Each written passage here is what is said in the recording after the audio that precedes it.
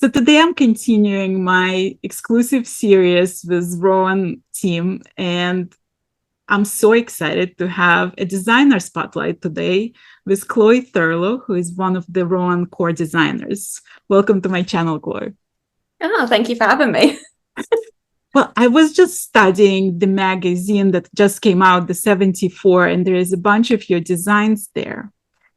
Before we go into how it feels to see your design published and all this jazz, tell me how you started knitting. Like, when did that happen? Yeah. So I grew up in a really creative household. Um, just like everything was done by hand. So my mum just cooking, baking, sewing, knitting, gardening, my dad doing DIY. And I was always that kid just like, show me how you do that, show me how you do that. And especially the sewing at first, I fell in love with. I loved dressmaking. My mum always made curtains, cushions, and I was helping her. And she would knit sweaters and jumpers for our toys. So I think I was about 10 when I said to my mum, can you teach me how to knit? And she started to. And as every single new knitter finds out, it's so hard when you first start that I, to be honest, hated knitting. When I first started. Like, especially when you're sewing, it's like it's faster. It's more like boom, you're there. Like in an hour, you can have something that resembles a garment. Whereas with knitting, like you spend an hour as a new knitter, and all you have is a little swatch, basically. Yeah, exactly. And especially as a kid, you're just like, I can't do it. I give up. My brother was learning at the same time and he was better than me. So I was also like, oh no, I don't like this. I'll stick to sewing. And it's funny because I've just moved house, and in packing up all my knitting, I actually found like every time I move, I always take with me my first ever swatch. Oh, that's so that's my 10-year-old swatch. Obviously starts that way. I somehow just kept increasing stitches somehow, so many holes. But I stopped knitting for a few years. I tried occasionally, but my tension was always so tight, like I couldn't even physically like insert the needle because I was so bad. And it wasn't until I was about 16 that I was still loving dressmaking and sewing, and had this idea that I wanted to go into fashion design, like real high fashion, wanted to be sewing couture sort of dresses. That's what my idea was. And when I was 16, I started a part-time job at a fabric shop in haberdashery, which I was loving, working around all the fabrics. And then a few months into it, they were like, actually, we don't have enough people in the knitting department. We're going to move you onto the yarn floor. And I panicked because I was like, oh, I can't knit. But then being surrounded by knitting and yarn and people ask me all these questions, I slowly fell in love with having all these different colours and yarns around me. And I got my mum to teach me again. And I like chose a cable scarf as like my first knitting one. And it took me a long time. But from that get-go, like putting me on that yarn floor, I was like, I'm in love with knitting. I want to do knitting. And then I found out like knitting machines existed. So I got like a secondhand domestic knitting machine. And then I've always had like really encouraging family and parents. And my mum was actually a careers advisor, which is always quite handy when you're younger. Can be annoying, but in this case, she was like, oh, Nottingham Trent University does a sole like fashion knitwear course as like a university degree, because there's like textiles courses and fashion courses.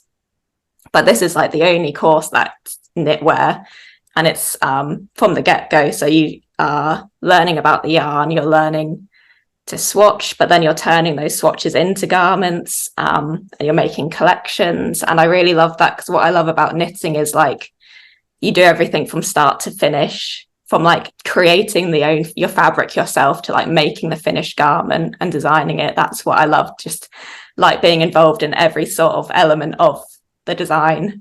What was the very first design you did like at the university? Do you remember that process, like that moment when it's like your design?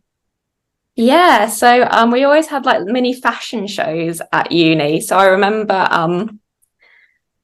for my first year, it was all machine knitting, a lot of it. We did a little bit of hand knitting, but it was solely kind of fine machine knitting. And I did this really long dress that was knitted in stripes, which it definitely like, that is my style now, is knitting in a lot of stripes and things. So I started early developing that sort of color striping style. But I actually knitted it kind of in sort of panels where some of it was in filament yarn, which is almost like fishing wire. And it was really tight and didn't stretch. So my poor friend who was modeling it was like waddling down the catwalk. She couldn't really walk in it.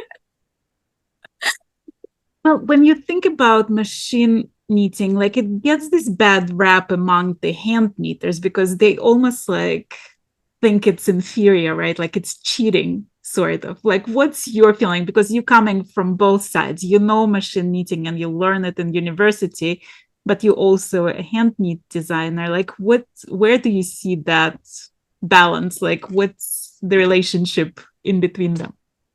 Yeah, well, I think there's so much similarities. Like, once you are a hand knitter and you understand how like the loops are created, it's exactly the same as a knitting machine. You're just like sliding what we call like a carriage along to like these hooks, almost like crochet hooks, are like looping everyone and just creating it. So it's just, and it's not even sometimes that much faster, because a lot of things, if you wanted to on a domestic knitting machine or a DBA knitting machine, you still have to transfer needles and do it a lot by hand and switch things out. So it's not actually quicker. You can obviously get big industrial machines that are fast, and it works for beautifully fine yarns. I think you can make some really beautiful cashmere garments and things, and beautifully knitted. But that was kind of how I felt for uni. As much as I love machine knitting, I love the craft of hand knitting something by your hands, and that's what I kept always going back to at university. I just wanted, like, I would slip in when we did collections something, at least a sweater hand knitted, some crochet flowers elements, because I didn't want everything to be machine knitted. I wanted to keep up that craft. And especially through uni, in our second year, we had Marie Wallen as our hand knitting tutor for one of the terms. So that was kind of when I first kind of stepped into the world of Rowan. I was selling Rowan on the shop floor when I was 16, and then I met Marie. She was a fantastic knitter, and I was using Rowan yarns for this competition, and I won the competition at university that Rowan were hosting. It was just a really small world that kind of kept leading me back to hand knitting.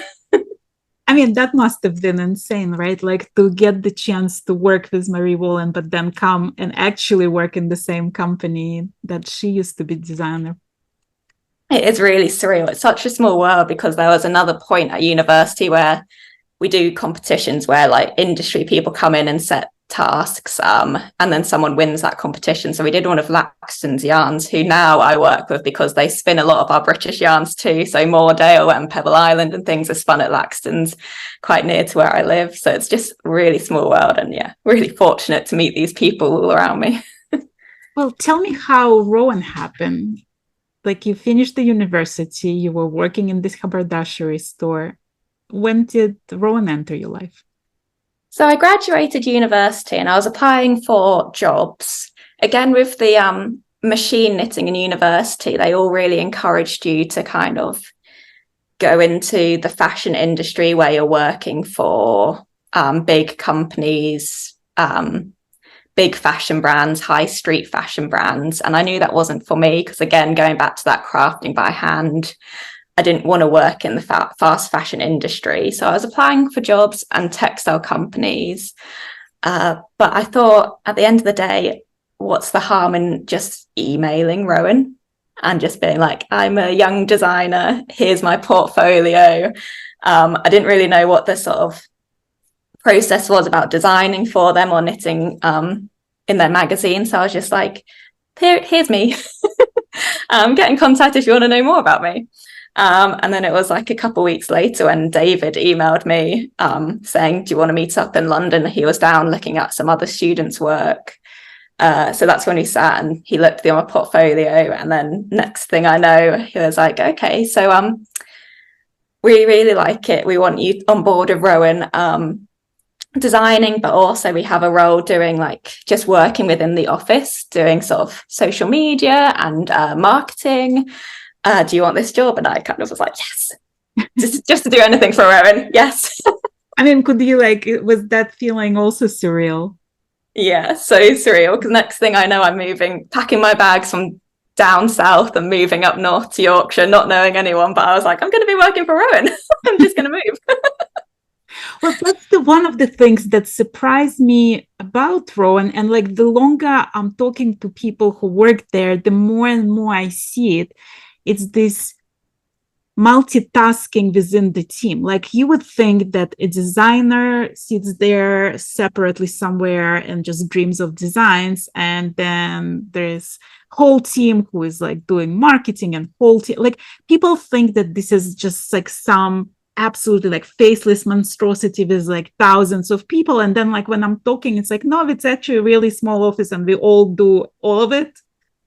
Yeah. Were you surprised by that?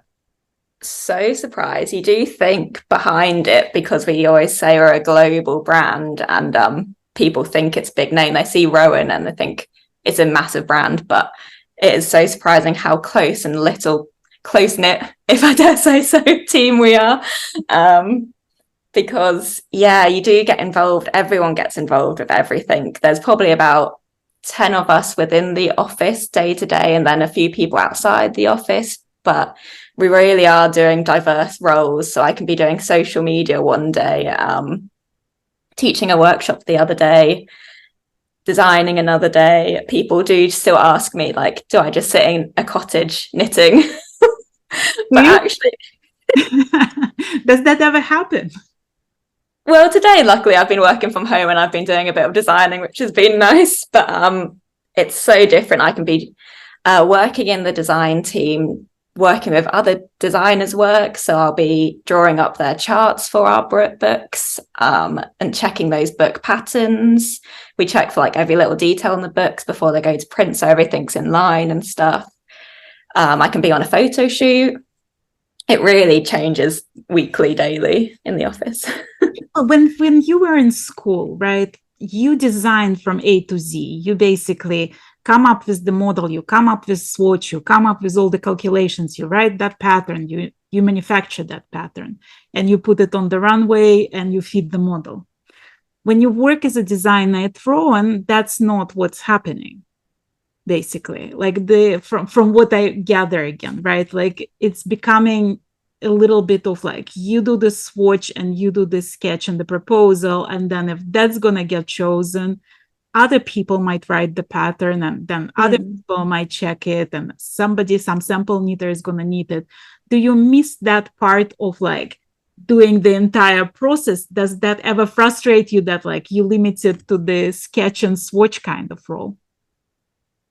Yeah, I think that's why I love working for the actual, not just solely as a designer. It's nice to work in the office because that is what I'm doing as a designer. But then when I'm working day to day in the design room, I'm helping David with yarn development. I'm usually one of the first people to have like a new yarn in my hands to test. Me and Anna and Lisa will be checking over other designers' specs. I'll be drawing their charts, drawing other designers' patterns, checking over their patterns. I'm not as advanced pattern writing, but I still would love to be there one day. So I'm still trying to teach myself at work and check patterns, and really always understanding and still teaching myself. So although I'm not doing everything A to Z, I'm still trying to learn every step of the way myself whilst doing this. Well, when you came into Rowan, you had a set of skills that you learned in university, which is like, most people don't even know that programs like this exist. People just think it's something you pick up over the years and maybe find some tutorials or some classes and learn those things, right? The fact that you came with a degree in knitting and textile design, right, puts you at the advantage already. Did Rowan teach you anything? Oh, well, I would say I'm still always teaching and not teaching, but I'm always learning about knitting.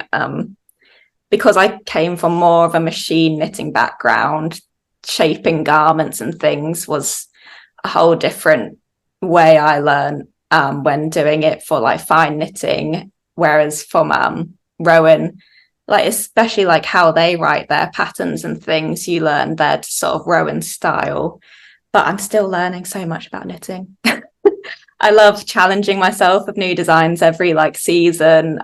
Maybe I do a lot of intarsia, I do a lot of ferrule, but I'm like, oh, I need to practice my cable knitting. And that Lisa will teach me things in the office. Always learning, looking at other designers' works too is always inspirational in the office, because you might look at Martin's story and be like, oh, I would have never thought to design like that, but it's such an interesting stitch to do.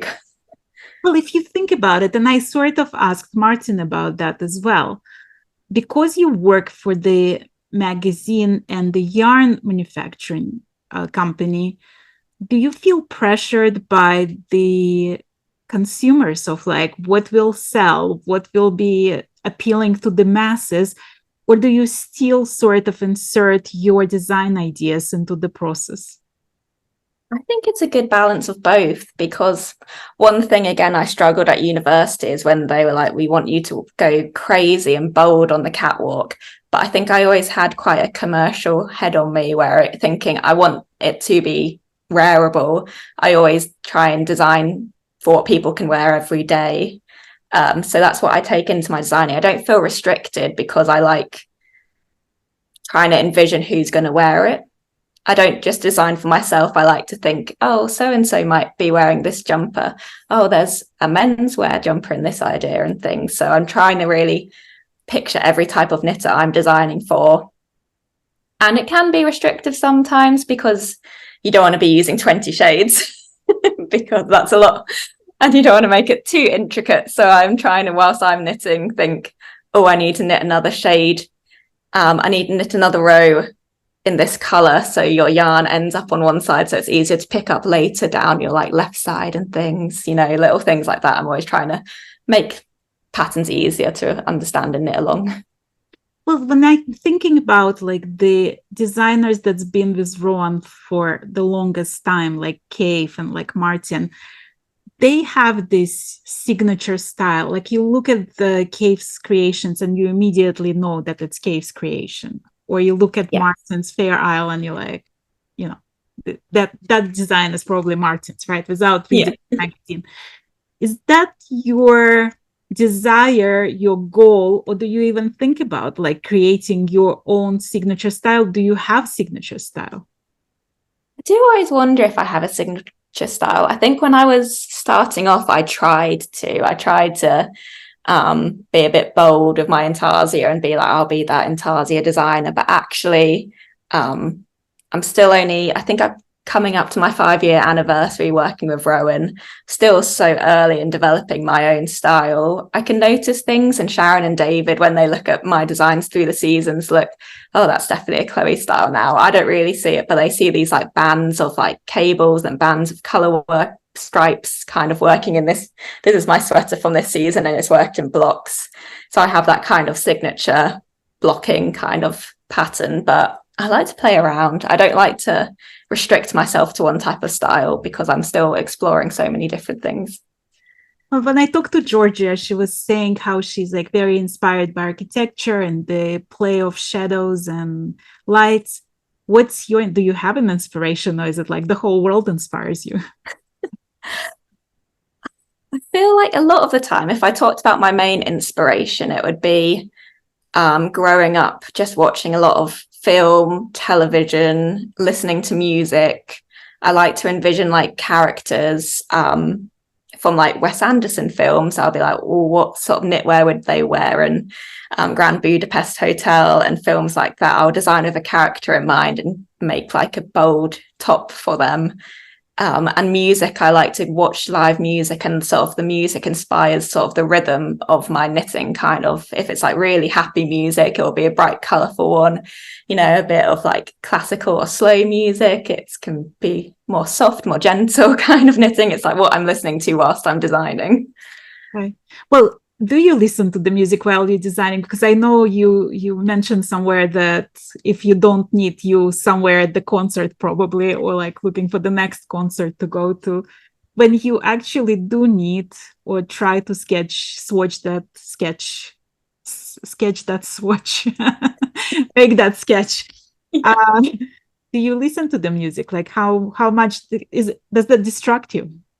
No, I get distracted by silence. I don't like silence. So even when like I walk into my house, the radio must go on because I just need hear music like around me in the car, at work when I'm knitting. I'll have my like a headphone in because I just love hearing that beat, that rhythm. It really like can change your day if you listen to like an upbeat music on the like drive to work or something. So I'll either listen to the radio or me and my partner like avid record collectors, so we'll place records of vinyl in our house, and that's what I'm listening to when I'm designing. Well, a lot of designers that like indie designers that self-publish on Ravelry would tell me that like their goal is to design, let's say, 1 or 2 designs per month. And the fact that they have to publish every month like puts so much pressure. There is talk of burnout and all of these things. Then I'm talking to Martin Story, who is publishing north of 100 something designs per year. And he doesn't seem to be slowing down or being burned out with that. What's your feeling? Like, are you ever stressed about the deadlines and the amount of ideas you're supposed to produce? I never think it's about the amount of work I have to produce, but it can be when you have a deadline, you suddenly panic. You think, I have to be creative. I have to think of something right now. And sometimes you have just creative blocks. So what I like to really do is kind of create like a bank of sketches. So even when there's not a deadline, I'll have sort of a file on my computer or doodles in a sketchbook where I've just been drawing random patterns, shapes that can be turned into ferrules and tarsiers, something. And then when it comes to a deadline, I can flick through those books and those sketches and be like, oh, this will work for this design brief. This theme will work with this design. So it's less stressful. And I've already thought of this creative idea. Well, the last issue of Rowan, if you guys haven't seen it, it's this gorgeous magazine. Basically features 2 yarns, and one of them is a brand new yarn, right? The fine tweed haze, and the other one is the felted tweed. When the design team comes with the brief and says, this is the yarn we're going to use for this magazine, and these are the colors that we want you to use, does that limit your imagination, or does it make it easier to design something?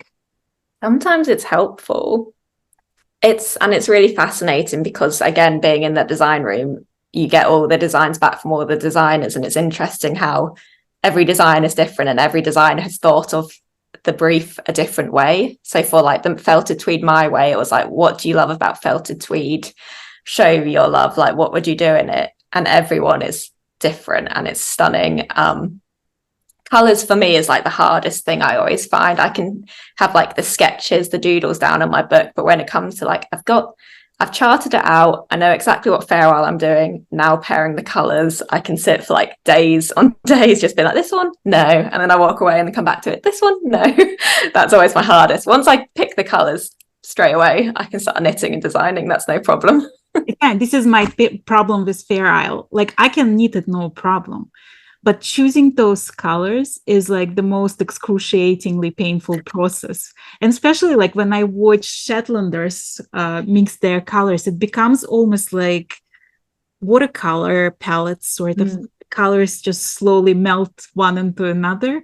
And the fact that Rowan has 82 shades of felted tweed, like I'm sure that doesn't help. Like that just makes it more complicated to choose the exact colors you want to work with. Yeah, I do always find myself like going towards the same colors, like avocado in felted tweed is my absolute favorite. So there's always a bit of the avocado in there, and I go towards those sort of greens and yellow colors and oranges, those autumnal colors that I love. Yeah. Well, another question I asked Martin, and I would love to hear your perspective on that. Do you feel like when you're supposed to pump out those designs, like every so often, right, there is a deadline and there is an expectation because you're one of the core Rowan designers, so like you're expected to produce designs. Do you feel like that you're creating masterpieces each and every time, or do you feel like it dilutes your imagination, basically? That's a really good question. I don't know if I would. Don't think I need to create a masterpiece every single time, as long as it's something someone wants to pick up and knit and wear every day. That's what I'm happy with. It can be even just a simple sweater, no design whatsoever. But if that's going to be in someone's wardrobe for 10 years, then that's perfect. It doesn't have to be a immaculate leaf done lace knitting or anything. It can just be something simple you're going to throw on every day, and that's perfect. Well, like when you talk about social media, right? Like doing marketing on social media, the first question they always ask you, who is your target audience? Who is your target audience when you design? Yeah, it's really diverse because I like to think I design for people my age. But then I have like my older sister and my mum that I also think I design for, and have those like women in sort of my mind. My dad wears my knitwear jumpers too and things. So it can really be for anyone. I just want to try each season to create shapes and garments that people aren't afraid of. But also garments that if it's a bit cropped, people can look at it and hopefully think like, oh, I can knit it a bit longer if I want and make it unique to myself. It's not like for a specific person. If someone needs longer sleeves, shorter sleeves, sleeveless at all. Like I want people to mix up my designs, change it, make it their own colors and things. Like I love seeing how people change my garments around and make them their own unique style. Do you ever see somebody else making your pattern and you're like, why didn't I think of that color combination? I should have done that. Always. I love seeing people's color combinations. I think I go for like bright, punchier ones, but then when people do it in neutral color palettes too, I think that's really beautiful and really stunning. Yeah. How did it feel to see your design on somebody else for the first time? I pinch myself when I see it. I kind of like, I'm in all these Facebook groups and people tag me on Instagram and I'm suddenly like, oh, that's me. I still think I'm this little no one that nobody knows. I just keep like hidden. I mean, how does it feel when you work in this team and you have these iconic designers there? Like, do you ever feel like a Cinderella that like they picked you up from unknown university basically, and like they brought you into this thing and now you among the royalty of knitting? Or do you ever feel that way? I don't know. Constantly, especially when I think growing up, sort of when I got into knitting, Kay Fassett was my idol. I would go to like museums and watch his color lectures. My mum would like drive me around to like every museum exhibition that they did with Kay Fassett, just to look at his quilts and his knitting. And then when I think my first event when I was doing social media for Rowan, I did their 40th anniversary event, which had like all the designers past and present there, and I was just standing in this room just like straight out of university, and we all had name badges on the table and Chloe Thurlow was next to Kay Fassett, and I was like, what is going on? This is surreal. And now I just day-to-day email Kay Fassett and studios and I think this can't be real. I can't work this closely with Martin and Kay and people. I literally told Keith when I was interviewing him that if I had the gift of immortality, I would give it to him because he totally deserves it more than anybody else on this planet. Absolutely. Yeah. So when you doing the design for Rowan, right? And again, there's a diverse following of people who buy the magazine and who knit those patterns, and some of them are really advanced knitters, and some people just complain about like any technique thrown into the thing. You love your intarsia. People hear intarsia and they just run away screaming. Do you feel like it's your role as a designer to challenge the general knitters out there to sneak those techniques into your designs? Or do you go by like, okay, you know what, I tried it once, it didn't work, I'll go with the popular opinion? No, I love trying to challenge people. I think, again, going back to university, I was the president of the knitting society we had at university. And at the beginning of every year, we would have fairs so people could have tasters of the societies and things. And people would walk past our table and you could just hear them say to their friend, oh, I'll never be able to knit. And you'd like jump out of your seat saying, yes, you can. We can teach you.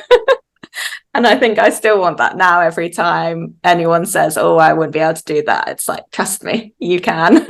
I was a bad knitter at the beginning. You just have to train yourself. And I think that's the great thing about Rowan Connect too, is I will teach an intarsia class virtually on a workshop. So if you're a bit scared, just come on along to one of those, and they're fantastic.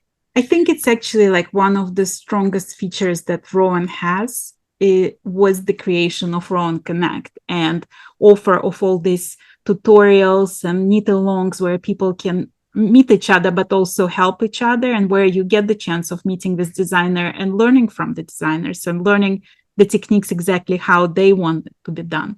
I think like it's absolutely the best feature of Rowan, in my view. Yeah. I really love teaching at Rowan Connect, and I think it is fantastic to just meet people, talk to people. I go to some of those classes and learn things too. I'm happy to go to the like knitting lounges and just chat to people, because it's really nice to just meet people and get to know them, and they tell me like feedback. That's fantastic. I love learning what other people are designing and stuff or knitting. It's really great. I love going to those Rowan Connect weekends. So how is your do-it-yourself family react to the fact that their daughter made it into the most globally known brand and is one of the core designers for Rowan now? Oh, they are super supportive and always excited. My dad's always constantly resharing posts from Rowan on his Facebook page. It can be quite embarrassing sometimes, but they absolutely love it. My mum was always a fan of Rowan, so she's always getting the books, always asking what Kay Fassett is doing and what else is happening at Rowan and things, and asking what's going on in the photo shoots and stuff. Is it hard to keep secret? Because like when I was interviewing David, there was like a few times when he almost told me some top secret, and then he was like, is it hard for you not to share what's coming in the next year seasons? Oh, it really is. Yeah. You know, they might like see a few behind the scenes from photo shoots. I might give them that, but I'm never sending any pictures to my dad on WhatsApp or anything, because they'll be shared to the world probably. Do you remember like the first pattern of yours being published? Do you still have that magazine? Yes. So I believe it was Mode Collection 2. I had 2 garments, which I was over the moon with, thinking, oh my gosh, they selected not even one, but 2. And I still wear both of them. I knitted them for myself, a striped top with like a V-neck back, and then like a lace panel sweater. And there's some, they were like 4 years ago I designed them. I absolutely love wearing those. And yeah, and again, I still see people on Ravelry sort of tagging me in those knitting projects. I love seeing it, all the different colorways they do. Yeah. Well, one of the things, again, like I know, like I keep on sort of circling back to the pressure of producing multiple designs. How does it feel when your design doesn't get picked? Sometimes the design you think is the best is the one that they don't get picked, which you're surprised by, but all I do is kind of put it to the side.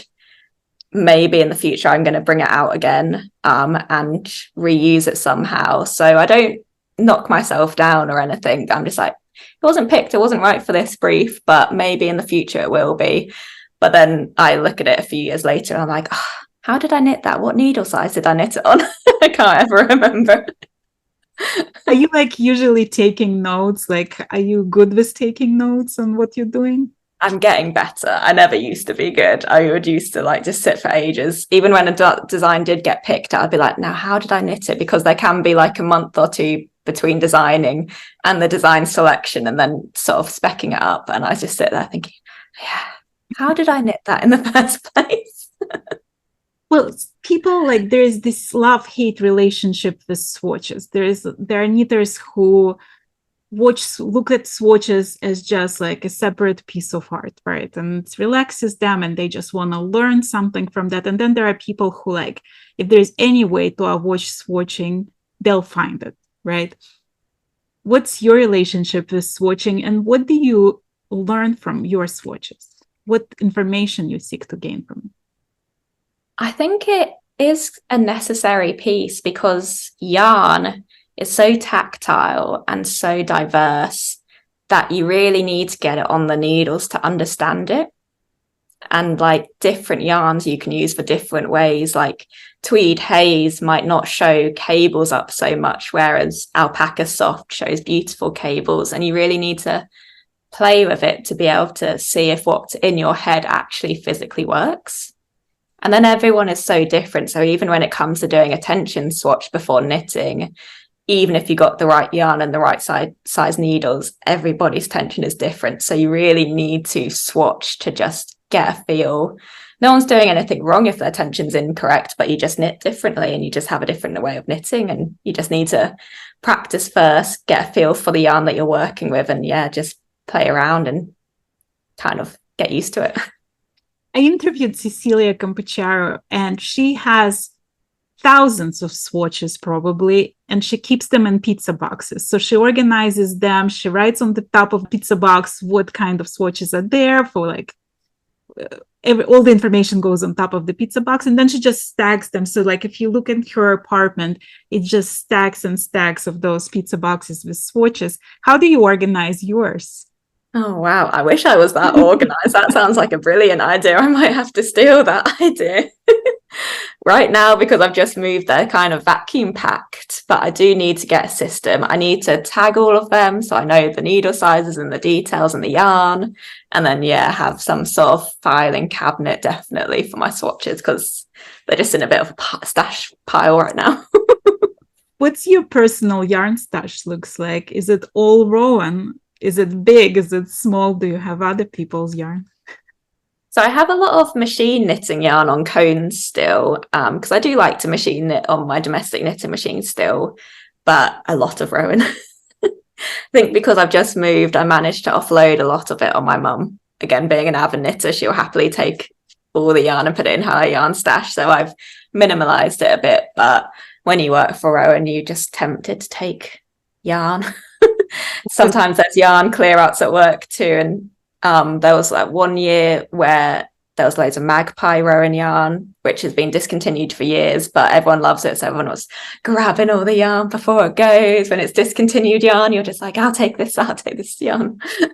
You have a favorite? Is there like something? I always ask about, deserted island, like which one would you bring with you? Do you have some like that your absolute favorite in the Rowan line? I think when I'm knitting for myself, I love Tweed Haze, which is what I'm wearing right now. It's really beautiful to knit with. I love the color palette, and it's when I want to relax, if I'm like designing and knitting a lot at work and I want to come home and just do some like thoughtless knitting, Tweed Haze is something I love to get on my needles. It's really relaxing and easy and chunky to knit with. And Georgia Fowl has loads of really beautiful designs that I love designing with. Yeah. Do you do that? Do you knit other people's designs? Oh, yeah. Sometimes you feel guilty. I think you feel like, oh, I should be knitting my own designs. I should be doing my own designing all the time. But sometimes you just want to sit in front of the TV with a knitting pattern and just knit and not really think about it. So that's why I love Georgia Fowl's designs. Like her pumice from Soft Structures is what, once I finish the next design brief, what I'm going to get on my needles, because just really beautiful. I've been wearing it in the office because when it gets a bit chilly in the office, I just like to stick one of our photography garments on. It's always a perk. And I was like, oh, I quite like this garment. I'm going to knit it for myself now. Is it feels like weird to people, your friends, that you are so obsessed and so like surrounded by everything knitting?